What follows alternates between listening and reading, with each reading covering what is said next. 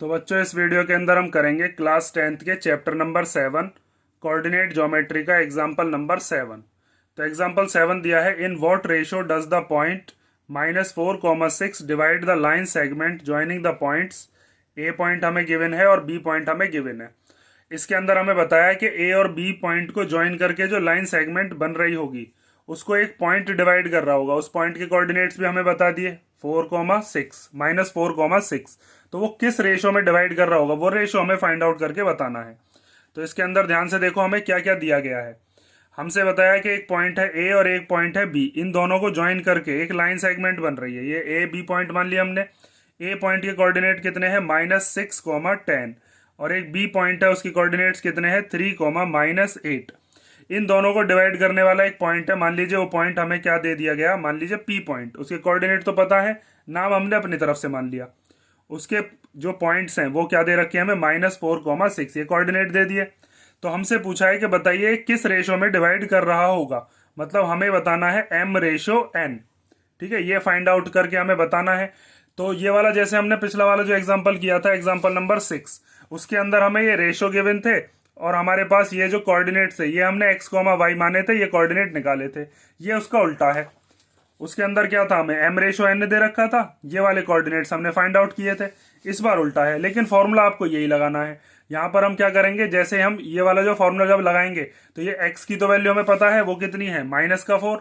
तो इस -4 को हम फर्स्ट वाले के इक्वल रख देंगे और y को हम सेकंड वाले के इक्वल रख देंगे, क्योंकि ये हमें क्या बताता है, mx2 + nx1 अपॉन m+n।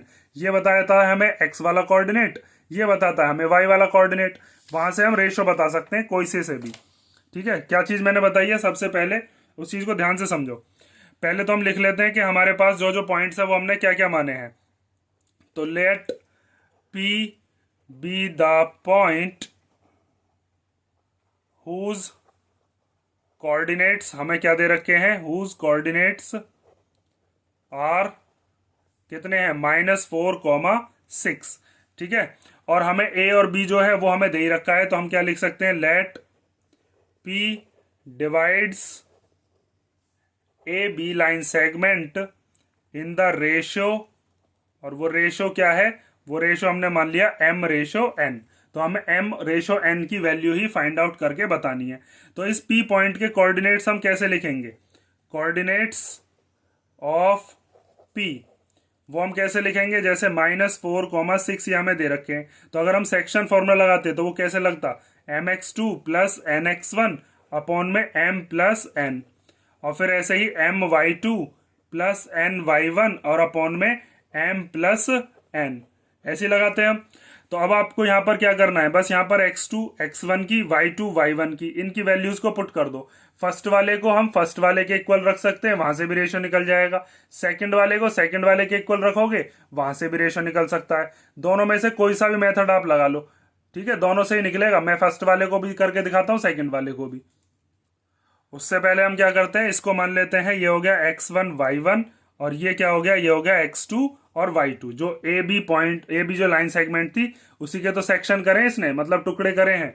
तो आप क्या लिखोगे अब इसके अंदर, हम लिखते हैं कि बाय कंपेयरिंग x कोऑर्डिनेट, हम x वाला कोऑर्डिनेट जो है उसको कंपेयर कर रहे हैं।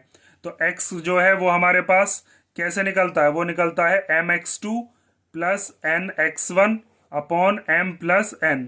तो x की वैल्यू क्या है, x की वैल्यू होती है जो फर्स्ट वाला पॉइंट होता है, कितना दे रखा है, -4। फिर m ऐसे ही रख लिया, x2 की जगह पर क्या रख दोगे, 3, फिर +n, x1 की जगह पर कितना रख देंगे, -6, और अपॉन में आएगा m+n। अब इसको आगे फर्दर सॉल्व जब आप करोगे तो -4 तो ऐसे ही आ जाएगा, यहाँ 3 की जब m में मल्टीप्लाई करेंगे तो कितना आएगा, ये आ जाएगा 3m। फिर यहाँ पर ये प्लस माइनस माइनस हो जाएंगे, n और 6 के बीच में मल्टीप्लाई है, तो ये कितना हो जाएगा, 6n, और अपॉन में कितना है फिर m+n। अब ये जो m+n इधर डिवाइड का है, इसको इधर भेज दो इसके मल्टीप्लीकेशन में। तो जब हम मल्टीप्लीकेशन में भेजेंगे तो ये हो जाएगा -4 के मल्टीप्लाई में आ गया m+n, और इधर क्या है, 3m - 6n। -4 के अंदर मल्टीप्लीकेशन करते हैं तो -4m - 4n = 3m - 6n। m वाले एक तरफ कर लो, n वाले एक तरफ कर लो, तो यहाँ पर क्या दे रखा है हमें माइनस का 4m, ये 3m इधर आएगा तो कैसा हो जाएगा माइनस का, भाई इधर प्लस का था ये, इधर की तरफ क्या बचा माइनस का 6n, और ये माइनस का 4 जब इधर आएगा इक्वल टू के इधर, तो ये हो जाएगा प्लस का 4n, माइनस माइनस क्या होते हैं प्लस, तो ये हो गया माइनस का 7m। यहाँ पर ये माइनस प्लस क्या हो जाएंगे माइनस, तो 6 में से 4 गया तो 2n, साइन बड़े का ही लगता है। यहाँ पर इस माइनस से माइनस कैंसिल हो गया, तो हम यहाँ पर कह सकते हैं कि m के अपॉन में ले आते हैं ये वाला जो n है, इधर क्या बचा 2, और ये वाला 7 जो है ये चला गया इधर, भाई ये 7 चला गया इधर, डिजिट एक तरफ कर लिए हमने, और जो m और n थे वो एक तरफ कर लिए। ये n जो था ये इधर अपॉन में आ गया, इधर मल्टीप्लीकेशन में था, और ये 7 जो था ये इधर आ गया, ये इधर m के मल्टीप्लीकेशन में था। तो हम कह सकते हैं कि m रेशो n कितना है 2:7, ठीक है। और यही रेशो हमें क्या बताना था, फाइंड आउट करके बताना था। तो ये तो हो गया आपने जब कंपेयर किया कौन से वाले कोऑर्डिनेट को, x कोऑर्डिनेट को। अगर आप y कोऑर्डिनेट को कंपेयर करते तब भी यही आता, मैं उससे भी करके दिखा देता हूं आपको, ठीक है। क्योंकि अगर फिर हम जब वो करेंगे ना एक्सरसाइज, तो एक्सरसाइज के अंदर मैं आपको एक से ही करके दिखाऊंगा। अगर आप एग्जांपल से ही देखते जा रहे हो तो आपको फिर पता है कि दोनों में से हम कोई सा एक यूज करते हैं। अगर आप एग्जाम में करोगे दोनों से नहीं करोगे, बस यहां तक का करके और आप छोड़ देना।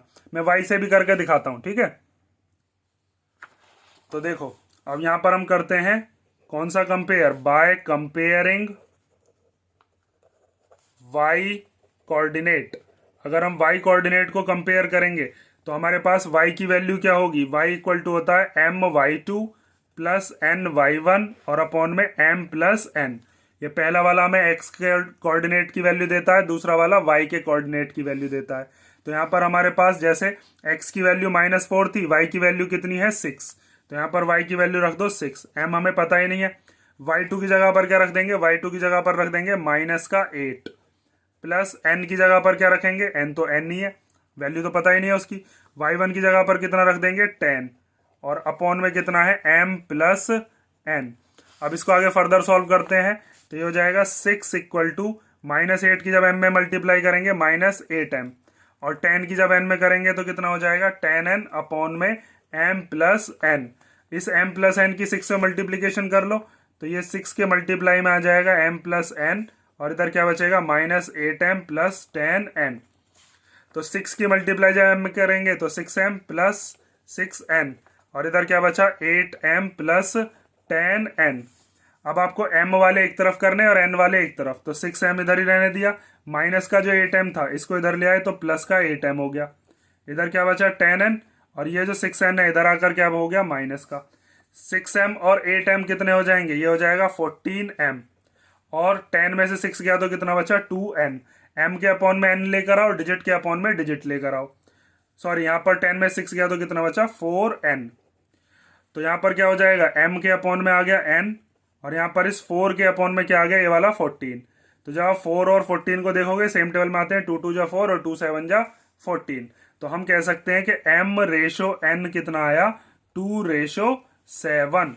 तो आप चाहो तो y वाला कोऑर्डिनेट कंपेयर कर लो, चाहो तो x वाला कोऑर्डिनेट कंपेयर कर लो। अगर दोनों दे रखे हैं हमें तो हम कोई से भी रेशो को फाइंड आउट कर सकते हैं, ठीक है। एक मेथड और होता है इसके अंदर k:1 करवा के, लेकिन आप इससे ही कर लेना जो मैंने आपको ये मेथड बता रखा है। k:1 के चक्कर में मत पड़ना। उसके अलावा हमारे आप पास क्या क्या फॉर्मूला है, हम उसके अंदर क्या करते हैं m और n की जगह पर k:1 भी रख देते हैं, ठीक है। वो एक नया फॉर्मूला बन जाएगा फिर। तो आपको बस यही एक फॉर्मूला याद रखना है, बाकी के फॉर्मूलेज के चक्कर में मत पड़ना। ये हो गया आपका एग्जाम्पल नंबर 7, और बाकी हम करते हैं एग्जाम्पल नंबर 8 नेक्स्ट वीडियो के अंदर। इसमें कोई डाउट हो तो आप कमेंट करके पूछ लेना।